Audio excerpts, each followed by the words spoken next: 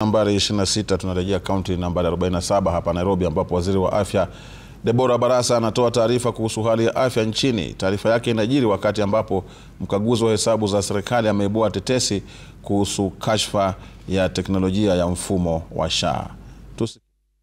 And managed early before they escalate into costly emergencies. Utilization data for January 2025 clearly confirms that we are on the right trajectory. This will also reduce the pressure on higher level hospitals, ensuring that referral facilities focus on complex cases while primary healthcare facilities handle routine care, preventive health, and early disease management. We call on Kenyans to embrace primary healthcare services, which will be more accessible, affordable, and effective under the new system.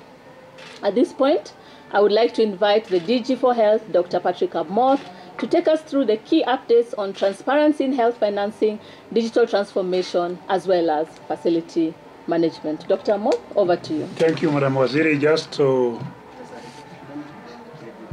It's okay. Where are those? No problem, no problem. Okay, thank you. Thanks, Madam Waziri. I think you have been very, very comprehensive in your laying the background, and therefore I'll just put emphasis on a few areas.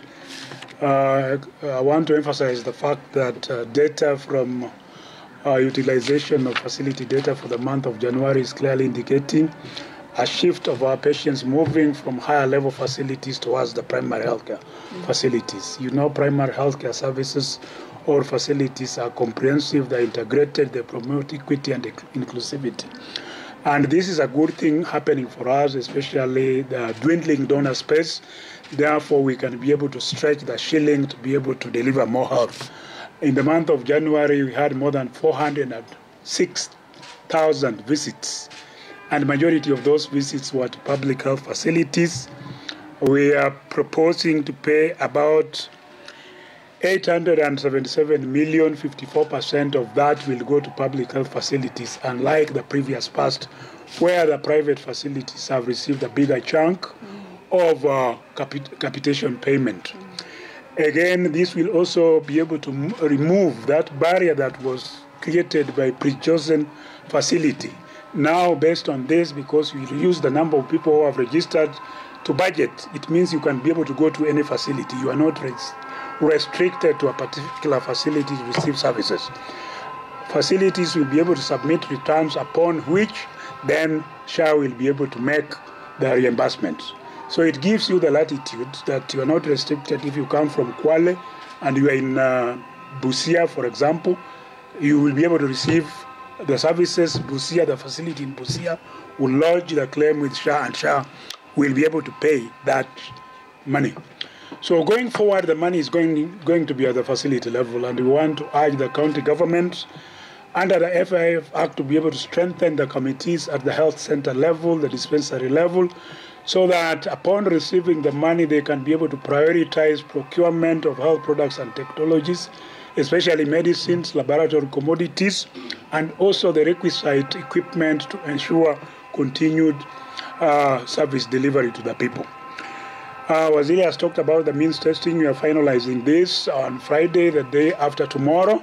It will be more robust, more user-friendly, and you'll simply log into the system and put in your ID, and based on the data that is in the back end, then you give us a consent and we'll be able to determine how much premium you are going to pay. As at yesterday, more than 3.86 million Kenyans have done means testing. We urge more Kenyans to be able to complete that journey.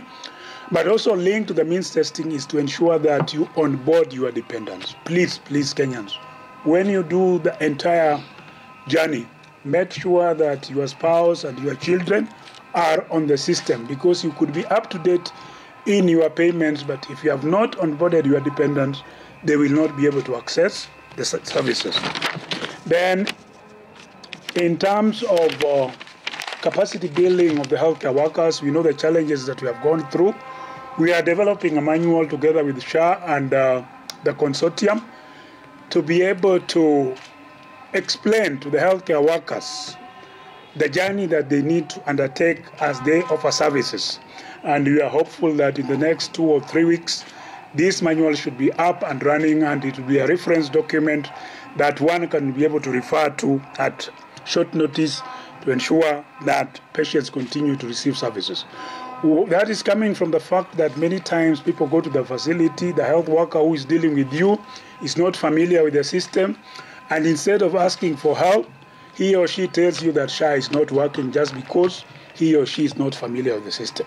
And because they don't have a document to refer to, then that becomes a challenge. So we believe working together with the counties and other providers with this manual, we should be able to assist any person who is coming to seek for services. Our CEO is seated right next to me. Payment for facilities is going to be a public thing because it is public money. I want to assure you that, and CEO will confirm, that the money that we paid from claims dating from 1st of October to 31st of January 31st of January 2025 are up in the website for anybody to be able to see which facility was paid, how much was that facility paid, and it is subject to the public to be able to view that information. If there's any facility that does not appear in the published list in the website, please reach out to SHA management for clarification.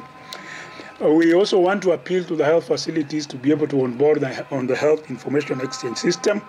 DHA will be able to give support, especially to the public health facilities, so that you can be able to run all your systems through the system.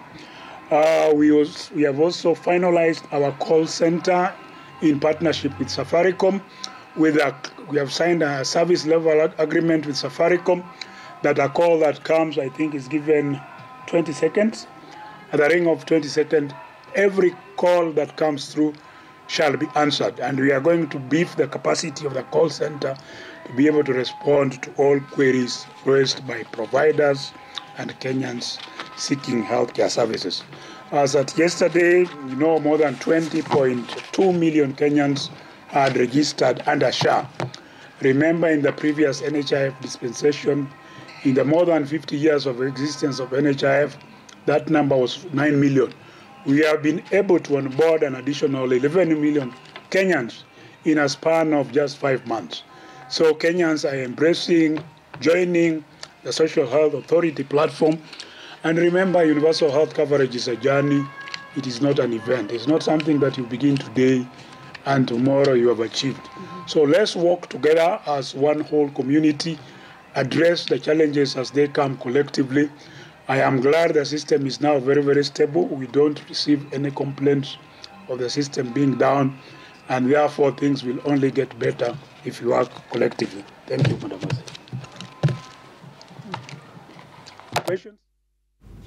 Naam, huyo ni Dr. Patrick Amoth ambaye ni mkurugenzi mkuu wa matibabu akizungumzia kuhusu bima ya SHA, ambapo anasema zaidi ya Wakenya milioni 22 wamejiandikisha na bima hiyo ya SHA.